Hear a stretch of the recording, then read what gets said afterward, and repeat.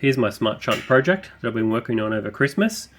I'm not really happy with the commercial smart shunts. They're really expensive and you can't configure them to display what you want. So I've been programming this one with what I think is going to be useful. And it's also really cheap. I built this prototype for around $15–20. It's just a 3D printed case, just for testing and getting the thing up and running. And then I'm going to custom build one for each of my lithium batteries. So it's still a work in progress. These are the screens I've got so far. I'll just take you through them. The first one is here, just the voltage and current drawer at the top. I've got amp hours out. That's a cumulative amp hours out. Average, that's just the average draw since turning the shunt on. Amp hours in, so it hasn't been charged since I've turned it on. Estimated amp hours remaining, the second last one there. That's the shunt's configured for a 100 amp hour battery, so it's 100 minus what's been taken out plus what's gone in, assuming a 1% loss. So if you put 20 amp hours back in, it'll drop 1% off that. That's what I've tested with, and I found a 1% loss with this battery I've been testing with. And then you've got percentage remaining of 84%. So let's go to the next screen. This one, same voltage and amps at the top. And this is just supposed to be at a glance how much battery capacity is left. So 84%. Next one, this one's showing some flash stats.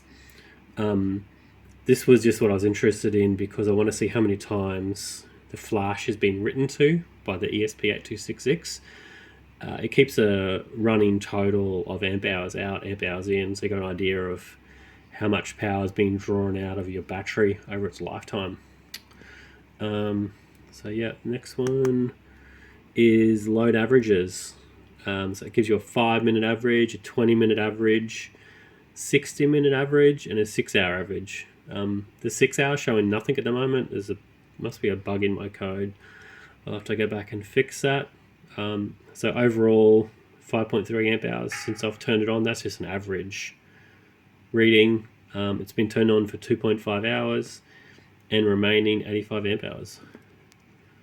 And the last screen I've been tinkering with is a chart. The library does graphs, so this is still a work in progress and it's just a test at the moment, but this will show, I'm thinking like voltage and just current draw over time, maybe hour averages, 5-minute averages. I know, I'll play around and see what looks good. Probably a few different charts as you cycle through them. So yeah, that's it. I think it's pretty cool. I'm going to build one once I'm happy with it. I'm going to replace this voltage reader in this lithium battery with one. I'll 3D print something that holds the screen up here and then put all the shunt and everything inside.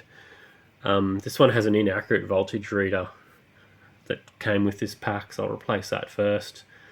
Yeah, and then this is a project, another one I'm working on. These are LiFePO4 cells from AliExpress. They come like this, shrink wrapped with blue shrink wrap. So I took the cover off one to see what was underneath there. And as far as I can tell, it looks like they pull them apart from a larger pack. There's little nicks on them. The QR code on the top, I can't seem to get to work on any of the QR code sites that decode that for you. So I don't know what the cells are from. I don't think they're new. So I'll put this together and do some capacity checks. And they're sold as 15 amp hours. And based on the reviews, some people were saying they are actually 15 amp hour. So yeah, this will have its own shunt.